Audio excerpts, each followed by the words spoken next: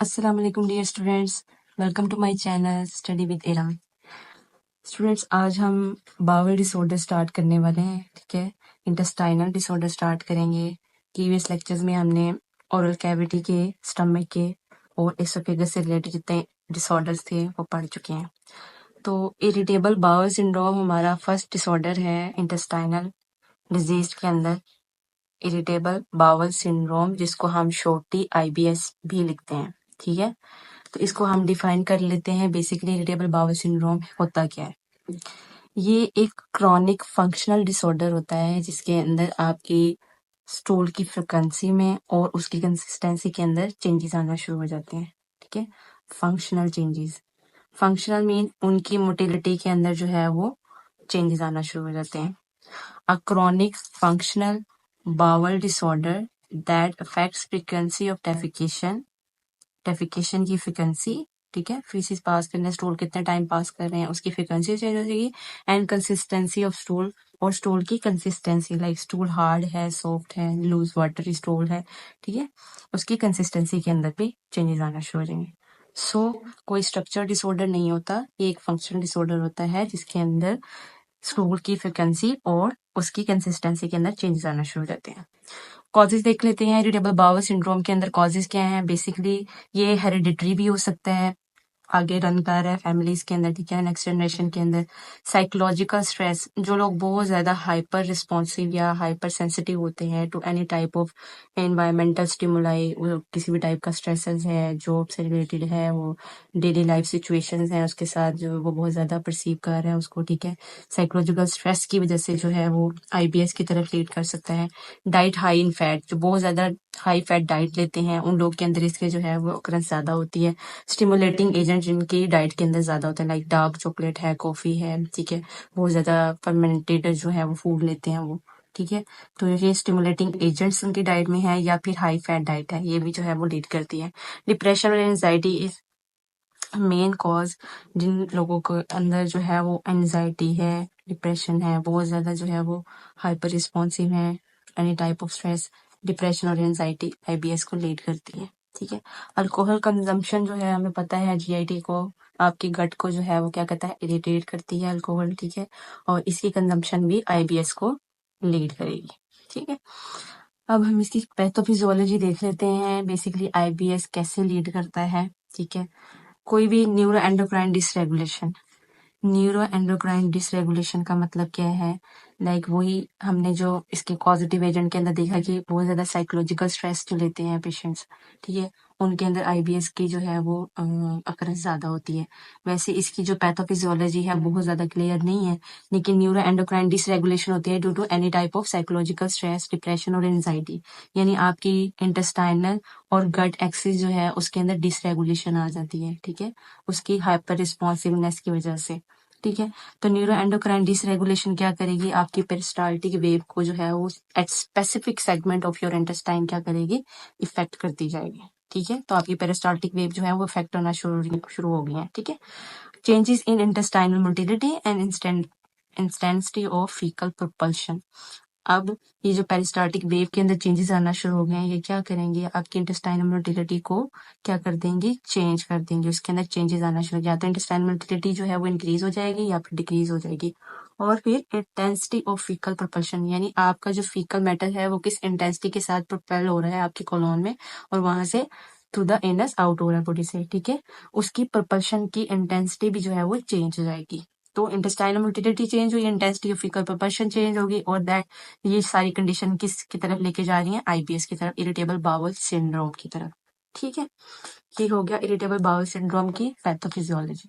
ठीक है, कोई भी साइकोलॉजिकल स्ट्रेस है, पेशेंट का हाइपर रिस्पॉन्स है, ठीक है, हाइपर सेंसिटिविटी है, ये सारी चीजें आपकी न्यूरो एंडोक्राइन डिसरेगुलेशन कॉज करेंगी, वो आपकी पेरिस्टाल्टिक वेव को इफेक्ट करेंगी इंटेस्टाइन के डिफरेंट सेगमेंट्स पे।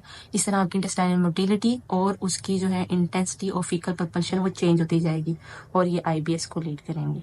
ठीक है, अभी तक हमने डेफिनेशन देख ली है, कॉजेज देख ली है, और पैथोफिजियोलॉजी हम कर चुके हैं। ठीक है, साइन एंड सिम्टम देख लेते हैं IBS के, पेशेंट कैसे प्रेजेंट करेगा। ठीक है, साइन एंड सिम्टम में हमने इंटेस्टाइनल मोटिलिटी से रिलेटेड अगर इश्यूज देखें, किस तरह के साइंस और सिम्टम्स आएंगे, तो अगर मोटिलिटी इंक्रीज हो रही है इंटेस्टाइनल, तो पेशेंट को डायरिया के सिम्टम्स आएंगे, और अगर इंटेस्टाइनल मोटिलिटी कम हो रही है तो कॉन्स्टिपेशन होगी। और आईबीएस के अंदर ये दोनों भी कॉम्बिनेशन में हो सकते हैं, यानी डायरिया और कॉन्स्टिपेशन दोनों प्रेजेंट हो सकते हैं। लाइक कुछ डेज उसको डायरिया है, कुछ डेज में उसको कॉन्स्टिपेशन है, कभी इंटेस्टाइनल मोटिलिटी इंक्रीज हो रही है, कभी इंटेस्टाइनल मोटिलिटी कम हो रही है, ठीक है। तो ये सेपरेट भी हो सकती हैं डायरिया कॉन्स्टिपेशन, या फिर दोनों प्रेजेंट हो सकती हैं at the same time. Then pain which relieved by defecation. अभी एक ऐसी पेन होती है एब्डोमिनल पेन जो कि डेफिकेशन के बाद पेशेंट रिलीफ फील करते हैं। ब्लोटिंग होगी, एब्डोमिनल डिस्टेंशन होगी, ठीक है, एब्डोमिन उसका डिस्टेंड होना शुरू हो जाएगा ब्लोटिंग की वजह से, ठीक है। नॉन जीआईटी सिम्टम्स भी आएंगे, लाइक आपके जीआईटी से हट के कुछ सिम्टम्स आना शुरू होंगे। फाइब्रोमियल्जिया। फाइब्रोमियल्जिया क्या है? ऑल ओवर द बॉडी जो है वो बॉडी एक की कंडीशन होती है, बैक एक हो सकती है पेशेंट को इस सारे सिनेरियो के बेस पे, ठीक है। इसके अलावा लेथार्जिक होगा पेशेंट, बहुत ज्यादा थकावट होगी, एंड यूरिनरी फ्रीक्वेंसी उसकी इंक्रीज हो सकती है। आईबीएस के पेशेंट के अंदर यूरिनरी फ्रीक्वेंसी इंक्रीज हो सकती है। सो डायरिया कॉन्स्टिपेशन है या दोनों है। पेन जो कि डेफिकेशन के बाद रिलीफ हो जाती है, एब्डोमिनल डिस्टेंशन, ब्लोटिंग, और यूरिनरी फ्रीक्वेंसी जो है वो उसकी चेंज हो सकती है, इंक्रीज हो सकती है। अब जो आईबीएस है उसको डायग्नोज करने का क्राइटेरिया हमारे पास क्या है? आईबीएस को डायग्नोज करने के लिए हमारे पास ये जो गिवन इसके क्राइटेरिया है उसमें से 2 या 2 से ज्यादा जो है वो फुलफिल होने चाहिए। अब इसको डायग्नोज कैसे करेंगे? आपके प्रीवियस 3 मंथ्स में एटलीस्ट 3 डेज के अंदर ये जो फॉलोइंग हमारे पास सिम्टम्स हैं ये प्रेजेंट होने चाहिए, 2 या 2 से ज्यादा, ठीक है। अब वो सिम्टम्स क्या है? इम्प्रूवमेंट आ रही है विद डेफिकेशन, जैसे पेशेंट डेफिकेट कर लेता है, स्टूल पास कर लेता है, तो उसके जो सिम्टम्स है वो इम्प्रूव हो जाते हैं। या फिर उसका ऑनसेट एसोसिएटेड है उसकी changes in frequency of stool, जैसे ही फ्रीक्वेंसी चेंज हो जाती है स्टूल की, ठीक है, कॉन्स्टिपेशन की तरफ जा रहा है या डायरिया की तरफ जा रहा है, तो उसका ऑनसेट होना शुरू हो जाएगा आईबीएस का, उसके सिम्टम्स आना शुरू हो जाएंगे। Changes in appearance of stool, या स्टूल की अपीयरेंस जो है वो चेंज हो रही है, ठीक है। तो अगर लास्ट 3 मंथ्स में एटलीस्ट 3 डेज के अंदर इन फॉलोइंग सिम्टम्स के में से 2 या 2 से ज्यादा आ रहे हैं पेशेंट को, तो इसका डायग्नोस्टिक क्राइटेरिया जो है वो फुलफिल हो जाएगा। इट मीन्स पेशेंट को आईबीएस है, ठीक है। इसके अलावा स्टूल स्टडी करवा सकते हैं, स्टूल के अंदर जो है वो हम ब्लीडिंग देख सकते हैं, मलीना की कंडीशन हो सकती है। कंट्रास्ट एक्सरे स्टडीज करवा सकते हैं, ठीक है, कट को देखने के लिए। ये प्रोटोस्कोपी करवा सकते हैं, ये बेसिकली एग्जामिन करते हैं हम भी inside of the rectum and anus, उसको देख सकते हैं। बाद बेरियम अनीमा दे सकते हैं पेशेंट को। ये हम किस लिए कहते हैं? ये basically radiographic X-ray examination of the lower GIT track है, ठीक है। उसको हम देख लेंगे, रेक्टम को उसको विजिबल करेंगे एक्सरे फिल्म पे, ठीक है, कोलोन को देखने के लिए। इसमें बेसिकली हम बेरियम सल्फेट जो है वो लिक्विड सस्पेंशन जो है वो कोलोन में फिल करते हैं और उसे हाईलाइट्स कर सकते हैं उन एरियाज को to create a clear picture, ठीक है। और क्लोनोस्कोपी करवा सकते हैं, ठीक है, कोलोन को देखने के लिए।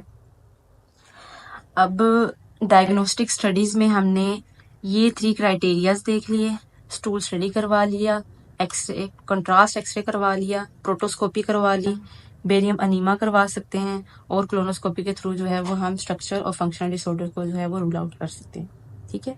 मेडिकल मैनेजमेंट ऑफ आईबीएस, इसमें हमने एब्डोमिनल पेन को रिलीव करना है, उसके कॉन्स्टिपेशन और डायरिया के सिम्टम्स को कंट्रोल करना है, स्ट्रेस को रिड्यूस करना है जो इन सारे सिम्टम्स को लीड कर रही है, उसके इरिटेटिंग फूड्स को, जो स्टिमुलेटिंग एजेंट्स अगर वो उसकी डाइट में प्रेजेंट है तो उसको जो है हमने रिस्ट्रिक्ट कर देना है। प्रोबायोटिक्स दे सकते हैं, गट की गुड बैक्टीरिया जो है वो हम जो है पेशेंट को इनटेक के लिए दे सकते हैं। फाइबर्स उसकी डाइट में जो है वो हम ऐड करेंगे ताकि उसकी गट मोटिलिटी अच्छी हो, ठीक है। अब आईबीएस को जो है वो हम आईबीएस डी और आईबीएस सी में जो है वो डिवाइड करते हैं। बेसिकली इसको आईबीएस डी क्या है? आईबीएस डी है इरिटेबल बाउल सिंड्रोम, जिसमें डायरिया के सिम्टम्स आते हैं पेशेंट को, ठीक है। तो इसमें हमने एंटी डायरियल क्यों दे रहे हैं? ताकि डायरिया की कंडीशन को कंट्रोल किया जा सके, गट मोटिलिटी जो इंक्रीज हुई है उसको हम नॉर्मलाइज कर सकें। साथ में हम एंटी स्पैज्मोडिक दे देंगे पेन को रिलीव करने के लिए, स्पैल्स को जो है वो रिलीव करने के लिए। लोप्रामाइड जो है एंटी डायरियल एक ड्रग है जो हम इसके अंदर रिकमेंड करते हैं। और आईबीएस सी क्या है? आईबीएस इरिटेबल बाउल सिंड्रोम, जिसके अंदर कॉन्स्टिपेशन की कंडीशन है। तो इसमें हम ऑस्मोटिक लैक्सेटिव देते हैं जिसमें लोबिप्रेस्टोन है और लिनेक्टोलाइड, ठीक है। ये दोनों क्या है, लैक्सेटिव्स हैं जो कि हम कॉन्स्टिपेशन के पेशेंट्स को जो है वो रिकमेंड करते हैं। ठीक है, तो IBS-C के अंदर हमने लैक्सेटिव्स दे दिए और IBS-D के अंदर हमने anti diarrhoeal anti spasmodic drugs दे दी। अब जो एब्डोमिनल पेन और ब्लोटिंग हो रही है उसके लिए हम एंटी स्पैज्मोटिक ड्रग और रिफेक्सामिन देते हैं। ठीक है, तो ये इन दोनों के अंदर हम रिकमेंड कर सकते हैं एब्डोमिनल पेन और ब्लोटिंग के लिए। ठीक है, तो IBS-D और IBS-C दोनों के मैनेजमेंट हमने इस डायग्राम के थ्रू जो है वो अंडरस्टैंड कर लिए। अच्छा, अब लास्टली हमारे पास आ जाएगी नर्सिंग इंटरवेंशन। IBS के पेशेंट को जो है हमने कौन सी नर्सिंग केयर देनी है। सबसे पहले पेशेंट की हमने स्ट्रेस और एंजाइटी को रिलीव करना है ताकि वो जो गट और ब्रेन की जो है वो रेगुलेशन है वो डिस्टर्ब ना हो। योगा के जो है वो पेशेंट को रिकमेंड करेंगे। योगा जो है वो उसके ब्रेन को जो है वो रिलैक्स करेगा। ठीक है, उसकी मेंटल हेल्थ को इम्प्रूव करता है। एक्सरसाइज करवा सकते हैं पेशेंट को, साइकिलिंग है, रनिंग है, स्विमिंग है, इसे जो है वो पेशेंट रिलीफ फील करेगा। कोग्निटिव बिहेवियर थेरेपीज करवा सकते हैं। कोग्निटिव बिहेवियर थेरेपीज भी हम इसीलिए करवाते हैं ताकि पेशेंट की पॉजिटिव थॉट्स को जो है वो रीइंफोर्स किया जाए, नेगेटिव को जो है वो हम जो है ब्लॉकआउट करें। ठीक है, तो कोग्निटिव बिहेवियर थेरेपी जो है वो उसमें बहुत हेल्पफुल होती है IBS के पेशेंट्स के अंदर। ईट एट रेगुलर टाइम, तो उसके प्रॉपर जो है वो मील टाइमिंग सेट करें। उसको उसकी जो डाइट है वो प्रॉपरली जो है वो उसको च्यू करें और थॉरली करें। ठीक है, इंक्रीज द फाइबर इनटेक, उसका फाइबर इनटेक जो है वो हम अच्छा करवाएंगे। एडमिनिस्टर एंटी डिप्रेशन इसीलिए दे रहे हैं ताकि उसके डिप्रेशन को जो है वो हम रिलीफ करें, डिप्रेशन की जो है वो कंडीशन कम से कम हो। नॉन फार्माकोलॉजिकल पेन कंट्रोल कर सकते हैं वो हीट एप्लीकेशन, कोल्ड एप्लीकेशन और मसाजिंग के थ्रू। ठीक है, तो नॉन फार्माकोलॉजिकल पेन मैनेजमेंट करके yoga, exercises, cognitive behaviour therapies हैं और फाइबर इनटेक जो है वो इंक्रीज करवा कर हम पेशेंट की नर्सिंग केयर को जो है वो इन्हेंस कर सकते हैं। इस तरह से हमारा IBS जो है वो हो गया है कंप्लीट। इरिटेबल बाउल सिंड्रोम क्या होता है, इसकी कॉजेज क्या हैं, पैथोफिजियोलॉजी क्या है, साइन एंड सिम्टम कौन से आएंगे, डायग्नोस्टिक क्राइटेरिया इसका थोड़ा सा ट्रिकी है, इसको अच्छे से देख लीजिएगा। देन हमारे पास इसकी मेडिकल मैनेजमेंट है जिसमें हमने IBS को IBS-D और C में डिवाइड करके उसके मेडिकल मैनेजमेंट को जो है वो डिफ्रेंशिएट किया है। ठीक है, तो IBS-D में एंटी डायरियल देंगे, IBS-C में वो जो है लैक्सेटिव्स देंगे ताकि जो कॉन्स्टिपेशन कंडीशन है उसको रिलीव किया जाए।